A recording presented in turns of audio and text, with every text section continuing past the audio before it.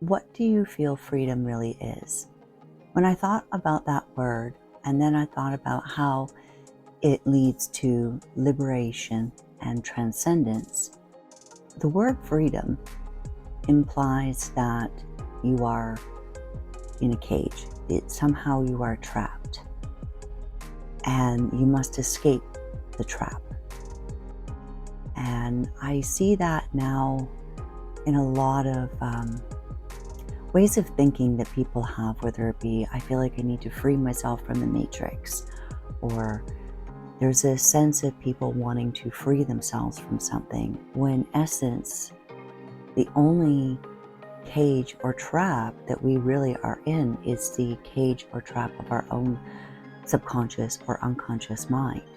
This desperate need to escape something is still yet another illusion. Because what do we really need to free ourselves from? Because that can be a slippery slope of spiritual bypassing as well, where if we are trying to free ourselves from pain, from fear, from loneliness, grief, and our suffering, it's implying that we need to escape from something and to numb it, to make it void. When in actuality, the liberation comes from the acceptance of the pain and the suffering, the grief, and all the shadowy parts of our nature. I want to be something else. I want to, because I am not good enough. So essentially what we're saying to ourselves is there's something wrong with us, that we have to change. We have to be something different, because what we are is not good enough. So therefore we have to escape this prison. When in reality, I believe we have to accept what we have, who we are, and the great ocean of depths of emotions and experiences that we do have in this human vessel. It's all part of the journey. It's all part of what helps us grow and become more even compassionate and even enlightened through that pain, through the fear, through the hard times, and through the shadows. That's how we find the light. If everything was perfect and we were at this level of awareness and consciousness and we had everything just easy, I feel it'd be no different than a child having absolutely everything it wanted and needed at all times. It would stunt that child's emotional, physical, and mental growth. And it's no different for us as a species that is still evolving and growing and expanding its conscious awareness.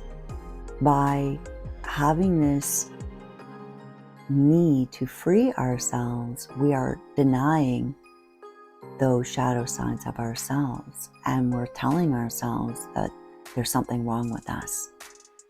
By acknowledging and feeling the feels, feel the pain, feel the shame, feel the grief, the anger, the sadness, the guilt, whatever it is, by feeling that and allowing that to wash over us, and to be present with that and accepting it and unconditionally supporting and loving that part of ourselves, we are able to liberate ourselves on another level by going, it's okay. It's okay to feel this. It's okay to have these emotions. When we transcend that, is not allowing those shadowier emotions to control us. They don't have a shackle over us. They don't dictate how we are going to respond, how we're going to behave, and how we are going to treat ourselves or other people. In a sense, it's very liberating when we can accept those parts of ourselves. And I feel in our society, We have been programmed from a very young age to deny, to repress, to stuff down those parts of ourselves because it is defined as a weakness. And that has been conditioned into us from a very young age in our cultures. Well, in our Western cultures for sure. I think it's a lot of our programming, our upbringing, tough it up, sort of mentality that has created a weakness actually within us, that we don't have the strength and the courage to face those deeper emotional aspects of ourselves. And now we're living on a very surface level, and then we're going to be constantly in this state of emotionally even just sort of treading water, numbing ourselves, avoiding the stuff that causes us pain. Because as much as we can feel and accept and not numb ourselves to the darker, more shadowy aspects of ourselves, we're also numbing ourselves to the exact opposite of that. The ability to feel deep love, deep joy, harmony, bliss, all of the emotions that would be the exact equal and opposite in weight to it, we're now blocking ourselves from that too. I have found the people in this world that are the ones that maybe you might consider the most enlightened, or that have transcended a lot of their shadowier parts, are the people that accepted it. They went deep diving into the dark, murky waters of their emotional turmoil and faced it head on. And the paradox in that is the people that have done that and do that,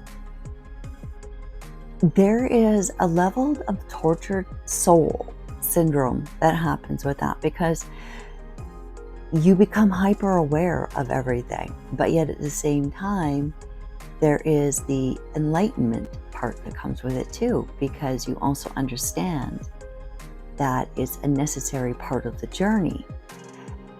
The part that I think becomes very lonely is when you're able to do that, hence the tortured soul part, is the lonely journey part of it, is that there aren't many people that have the courage to face their shadowier sides, to acknowledge that, and to be okay with that, and to love every part of that.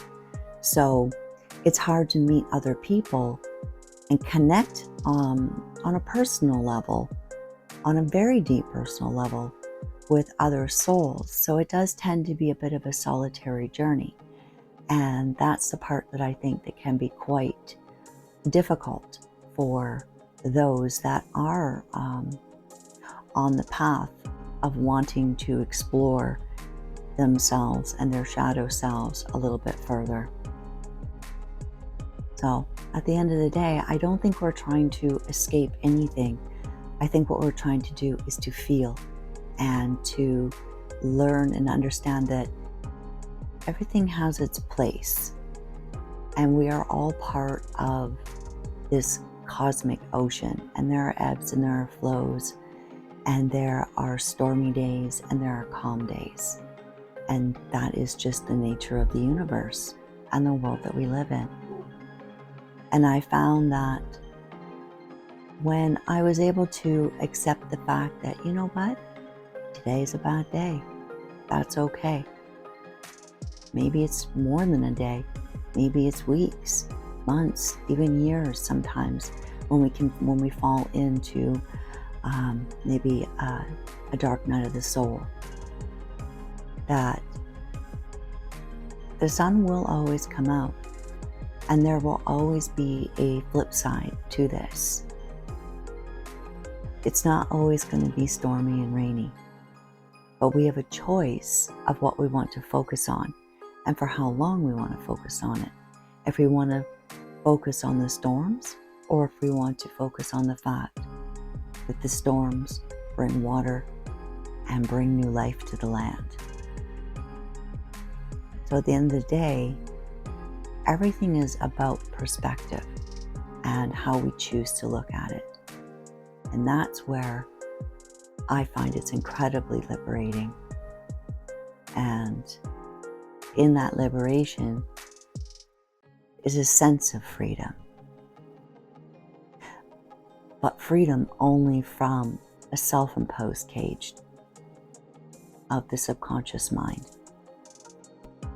The subconscious programming due to environmental conditioning, familiar lineage, habits, traumas, and our own personal sense of self-worth due to our experiences that we may have had that have negatively affected us from a young age.